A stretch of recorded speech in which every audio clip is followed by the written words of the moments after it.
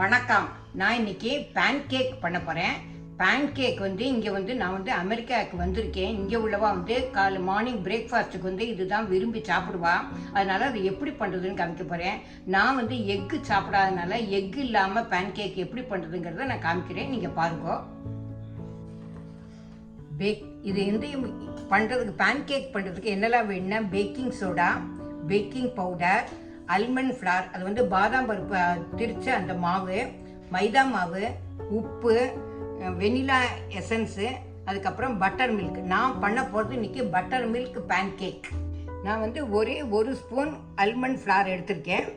அதே மாதிரி ஒரே ஒரு ஸ்பூன் மைதா மாவு. அதுக்கப்புறம் இதில் 1/4 டீஸ்பூன் பேக்கிங் பவுடர் போடணும். 1/4 டீஸ்பூன் பேக்கிங் சோடா போடணும். அதுக்கப்புறம் லைட்டாக உப்பு போட்டுக்கணும்.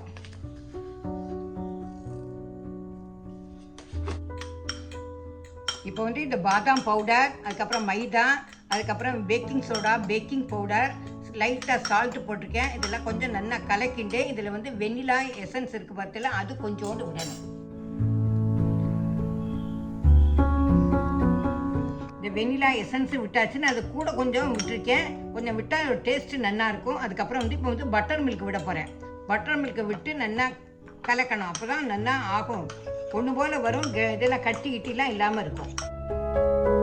இப்போ அடுப்பை பற்ற வச்சாச்சு. இதில் தோசைக்கல் காஞ்சி கொடுத்து அதில் பட்டர் தடவிருக்கேன். இப்போ இந்த பேன் கேக் மாவை இப்போ அதில் விட போகிறேன். பொறுமை.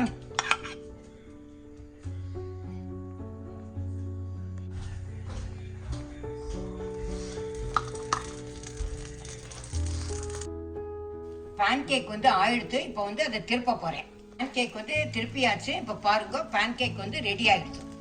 நான் எனக்கு எக்கு இல்லாமல் கேக் பண்ணேன். இப்போ என்னோட டாட்டர், என் கிராண்ட்சன்லாம் இருக்கான். அவளுக்காக நான் எக்கு போட்டு 2 எக்கு போட்டு அதே மாவைத்தான் போட்டு கூட கொஞ்சம் எல்லாமே ஆட் பண்ணி இப்போ பேன் கேக் பண்ணுறேன். அதை பாருங்க எப்படி வந்திருக்குங்கிறத பாருங்க. நல்ல ப்ளஃபியான கேக்கு ரெடி ஆகிடுச்சு. நான் இப்போ பிளேட்டில் ட்ரான்ஸ்ஃபர் பண்ண போகிறேன். இப்போ நான் மேப்பிள் சிரப் எடுத்துட்டுருக்கேன். அதை இந்த பேன் கேக்கில் விட்டு அழகாக சாப்பிடலாம்.